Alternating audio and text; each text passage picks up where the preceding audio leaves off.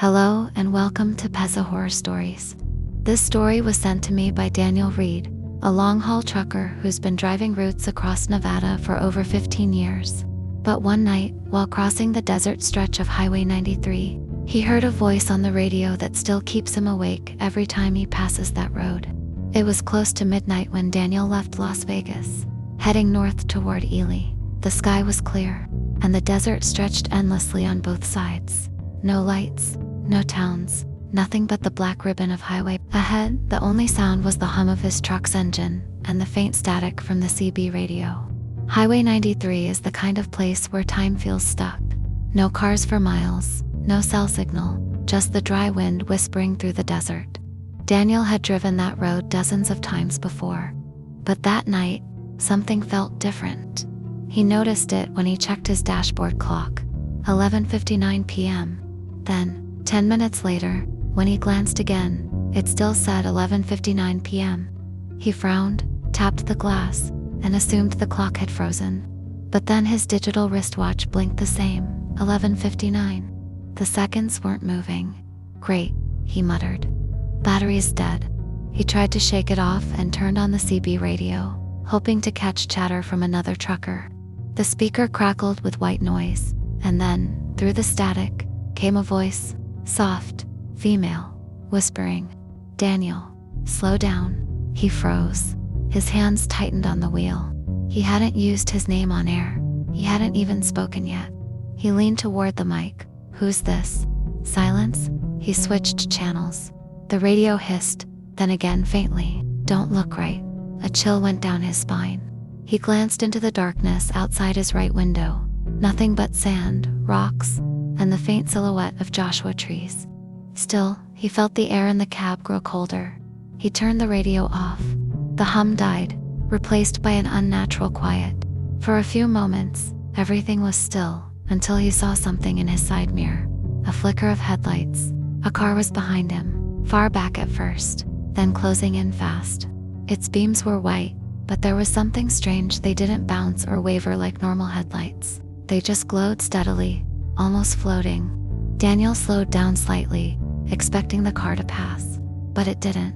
It stayed exactly a few yards behind, matching his speed. Then his radio turned back on, by itself.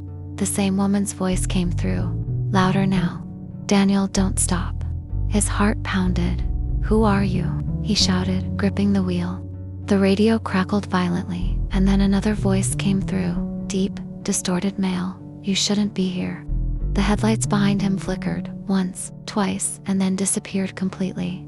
Daniel slammed the brakes and pulled over, his breath coming in gasps. He jumped out with his flashlight, sweeping it over the road. No car, no tire marks, nothing but empty desert. He climbed back in, shaking. The clock still read 11:59. He turned the key, the engine started, but the dashboard lights flickered weakly. Then, from the radio, came a faint hum. He turned the volume down, but the hum grew louder, warping into whispers. "Mile marker 247, help me." He looked ahead. The next marker sign was just visible in the headlights. MILE 247. Curiosity, or maybe fear, pulled him forward. He started driving again, slowly, eyes locked on the sign. As he passed it, his headlights caught something on the side of the road. A car, burned out, half buried in sand. The frame was rusted, windshield shattered, and the license plate so corroded he couldn't read it. He stopped and climbed out again, flashlight trembling in his hand. Inside the car, the seats were charred. The steering wheel melted into the dash. But on the cracked windshield, he saw letters scratched into the soot from the inside. Backwards, but readable. "Don't look right." He stumbled back, heart pounding, and turned toward his truck. But then, in the dark window of the burned car, he saw movement. A faint reflection. A woman, sitting in the passenger seat, staring straight ahead. Her face pale, her mouth open as if mid-scream. He blinked and she was gone. Daniel jumped into his truck and sped off, wheels kicking up sand. His radio flared to life one last time, the woman's voice breaking through static. "You listened. Thank you." The air in the cabin suddenly grew warm again. His dashboard clock ticked forward to 12 a.m. The spell, whatever it was, had broken. By the time he reached Ely, the sun was beginning to rise.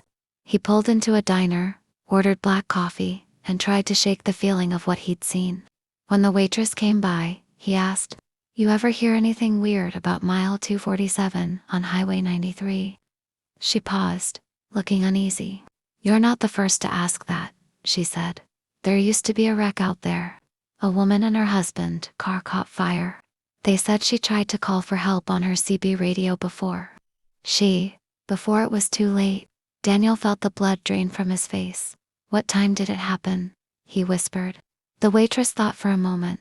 "They say it was right before midnight."